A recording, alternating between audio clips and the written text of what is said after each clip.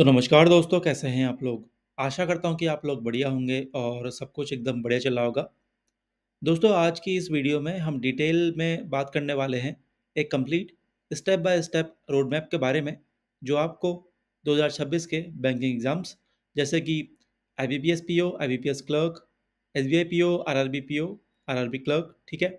और insurance exam जैसे कि LIC डबलएओ, LIC assistant and ओआईसीएल, NIACL, जो भी असिस्टेंट के इंश्योरेंस के एग्जाम है, ठीक है? इसमें सिलेक्शन में गाइड करेगा। देखो, बैंकिंग एग्जाम से कंपटीशन ना हर साल बढ़ रहा है, लेकिन एक चीज़ कांस्टेंट है। जो कैंडिडेट अपनी प्रिपरेशन को अर्ली स्टार्ट करता है, सही डायरेक्शन फॉलो करता है और कंसिस्टेंसी रखता है, उसका सिलेक्शन बहुत हद तक पॉसिबल होता है, ठीक है? लेकिन प्रॉब्लम यह है कि बिगनर्स को यूजुअली पता ही नहीं होता कि उनकी प्रिपरेशन शुरू कहाँ से करें, किस ऑर्डर में करें, कौन सा सब्जेक्ट कब फोकस करें और कौन से मिस्टेक्स अवॉइड करनी चाहिए। इसी कन्फ्यूजन को दूर करने के लिए ये रोड मैप स्पेशली 2026 एस्पिरेंट्स के लिए डिज़ाइन किया गया है, ठीक है? देखो दोस्तों, सबसे पहला स्टेप होता है एग्जाम पैटर्न और सिलेबस को मास्टर करना। बैंकिंग एग्जाम्स का पैटर्न प्रिडिक्टेबल होता है क्योंकि सिलेबस बार बार नहीं बदलता। एग्जाम प्रीलिम्स की अगर बात करें तो एक स्पीड टेस्ट होता है जिसमें इंग्लिश, क्वांट्स और रीजनिंग आते हैं। ये एक एलिमिनेशन स्टेज होती है जहां लाखों स्टूडेंट्स अपेयर करते हैं, लेकिन स्पीड और एक्यूरेसी वाले कैंडिडेट्स क्वालिफाई करते हैं, ठीक है? मेंस कंप्लीटली अलग नेचर का होता है। ये एक डीप अंडरस्टैंडिंग और कंसेप्चुअल क्लैरिटी चेक करता है। मेंस में आपका reasoning plus computer, quant plus DI, English, general awareness plus banking awareness और डिस्क्रिप्टिव ऐड होता है, ठीक है? इस स्टेज में प्रेशर ज़्यादा होता है, लेकिन मार्क्स भी वही मिलते हैं जो फाइनल मेरिट डिसाइड करते हैं, ठीक है? और फाइनली इंटरव्यू आता है जहाँ कम्युनिकेशन, कॉन्फिडेंस, पर्सनैलिटी और बैंकिंग नॉलेज को इवेल्युएट किया जाता है। ये तीन स्टेजेस मिलकर एक कंप्लीट सिलेक्शन साइकिल बनाते हैं। अगर बात करें क्लर्क की, तो आपका यहाँ पे इंटरव्यू नहीं होता है, ठीक है? अब अगर बात करें प्रिपरेशन जर्नी की, तो अगर आप अभी बिगनर हो तो सबसे इंपॉर्टेंट फेज़ होता है बेसिक्स का फेज़, जो 2 से 3 मंथ तक चलना चाहिए। क्वांट्स के बेसिक जैसे percentage, ratio proportion, average, profit and loss, SI CI, number system, simplification और डेटा इंटरप्रिटेशन का फाउंडेशन समझना ज़रूरी है। रीजनिंग में बेसिक्स जैसे syllogism, inequality, direction test, blood relation और पजल्स की ग्राउंड वर्क स्ट्रॉन्ग करनी पड़ती है।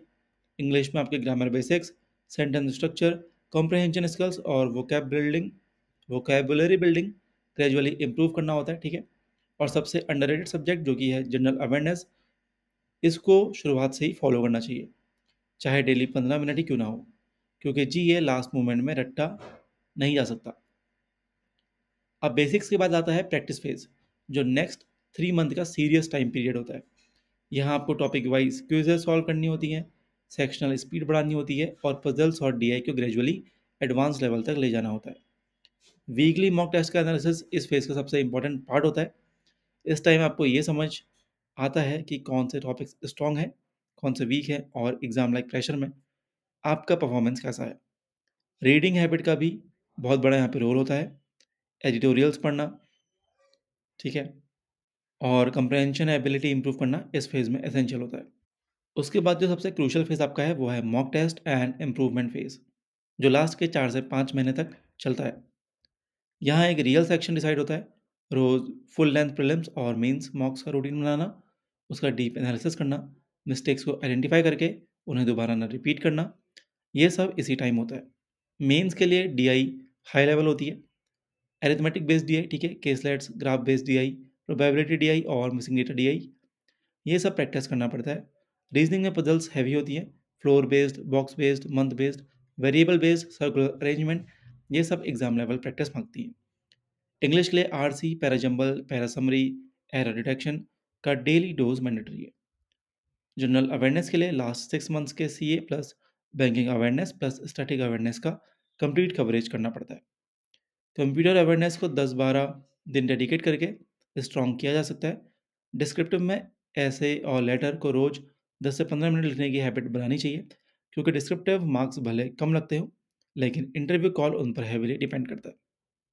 अब बात करते हैं इंटरव्यू प्रिपरेशन की। तो इंटरव्यू के लिए कॉन्फिडेंस, कम्युनिकेशन और क्लैरिटी बहुत मैटर करता है। आपके आंसर्स सिंपल, क्लियर और प्रिसाइज होने चाहिए। बैंकिंग बेसिक्स जैसे repo rate, reserve repo rate CRR, SLR, NPA, inflation, GDP, monetary policy, committee और RBI फंक्शंस को अच्छे से समझना पड़ता है। आपको अपने hobbies, backgrounds, graduation subjects, job experience अगर आपके पास है, स्ट्रेंथ्स एंड वीकनेस सबके बारे में प्रैक्टिकल और कॉन्फिडेंट यहाँ पे हो दिखाना पड़ता है, ठीक है? मॉक इंटरव्यूज़ प्रैक्टिस करने से रियल पैनल के सामने परफॉर्मेंस नेचुरली इंप्रूव होती है। अब एक सक्सेसफुल कैंडिडेट का रूटीन हमेशा डिसिप्लिन होता है। Daily 6 hours focused study, 1 hour mock analysis, 1 hour reading habit, daily current affairs revision और वीकली रिवीजन डे।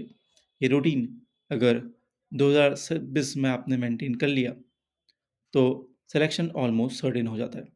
लेकिन कुछ मिस्टेक्स सबसे ज़्यादा डेंजरस होती हैं, जैसे सिर्फ यूट्यूब पर डिपेंडेंट रहना, मॉक एनालिसिस स्किप कर देना, सिलेबस इनकम्प्लीट छोड़ देना, करंट अफेयर्स को एंड में रख देना और कंसिस्टेंसी ब्रेक कर देना।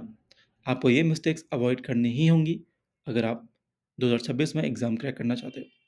अब अगर आप इस रोड मैप को जेन्युइनली फॉलो करते हो, basics, practice, mocks, analysis, reading habit, GA revision, descriptive writing और इंटरव्यू प्रिपरेशन, देन कोई भी एग्ज़ाम टफ नहीं लगता। बैंकिंग एग्जाम्स डेडिकेशन और प्लानिंग मांगते हैं और अगर आपने दोनों चीज़ें मेंटेन कर ली तो 2026 में आप अपना ज्वाइनिंग लेटर लेके घर जाओगे। तो आज ही शुरू करो, कंसिस्टेंसी बनाए रखो और अपने बैंकिंग ड्रीम को रियलिटी में बदल दो। वीडियो अच्छी लगी हो, वीडियो को लाइक कर देना, चैनल को सब्सक्राइब कर देना। मिलूंगा आपसे एक और शानदार और धमाकेदार वीडियो में। अभी रहता हूँ अलविदा, तब तक के लिए धन्यवाद।